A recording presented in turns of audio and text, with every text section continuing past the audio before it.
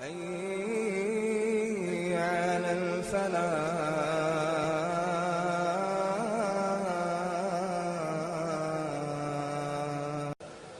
بسم الله الرحمن الرحيم. السلام عليكم ورحمة الله وعليكم وبركاته. السلام ورحمة الله. Alhamdulillah, I came here to see you, Sheikh Brother Yusuf Stef. I always see you on the internet. Alhamdulillah, I've learned a lot from you. My name is Nail Sabado. I came from the Philippines, born in a Catholic family, and I embrace Islam. And I would just like to ask a question because the hadith that you have mentioned regarding the who has the most rights after Allah and Rasul sallallahu alaihi wasallam was our mother. Unfortunately, until now, my mother is not yet a Muslim. Inshallah, Allah will guide her. Inshallah, it's always my thoughts. Inshallah. Inshallah. How can I show respect and love to my mother, even though she's not a Muslim? Jazakallah khair. Yes, brother. I understand where you are coming from because my mother also did not accept Islam. And I didn't really understand. Some people told me when I came in Islam, you have to hate anybody who is kafir.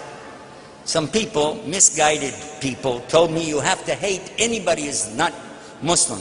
If they're kafir, they said it like this: they are kuffar.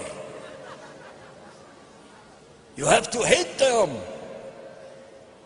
I said, what about my own mother? Kuffar! You have to hate them.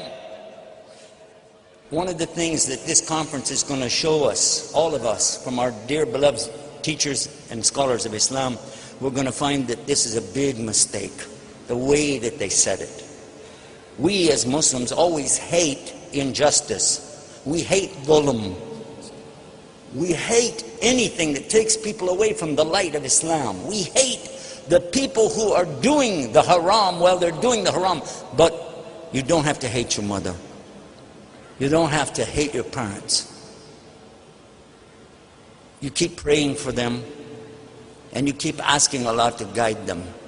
Because even if they're not Muslim, they still have the rights on you. And the proof is not from me. The proof is not from today's shuyukh saying this or that. The proof is in this book, in Surah Luqman, chapter 31, verse 12. Kind of make you think about Zakir Naik, right? Anyway. But Allah is telling us about Luqman. And Luqman is somebody talking to his son, and he says, "Oh my son, you have to worship Allah alone without any partners." This is the first rule in Islam.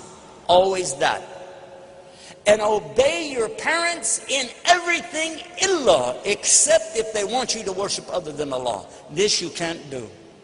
But everything else you can give them service and kindness. You can put your head on the ground, they can step on your head, okay. But don't worship other than Allah. This is number one rule.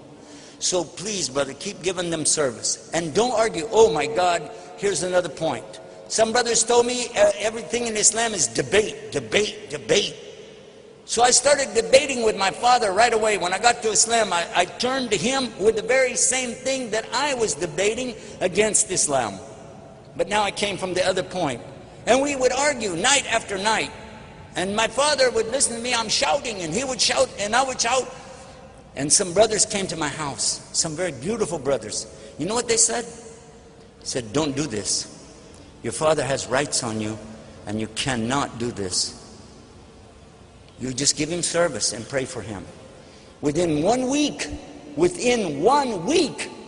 I heard my father say these words: "There's no God except Allah, and Muhammad is his messenger."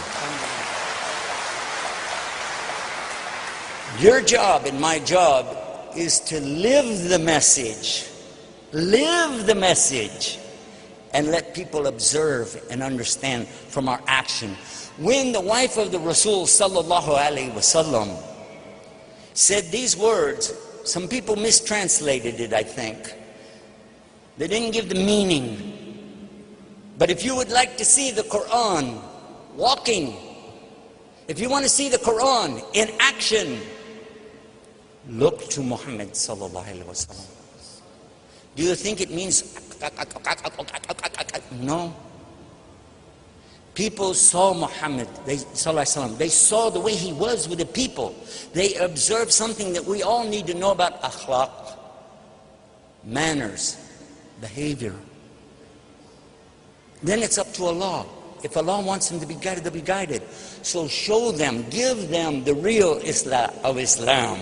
Show them with your action. And then every night, pray for them. And the brothers that I met from Pakistan, the teachers that we had, they said these words: be like a farmer.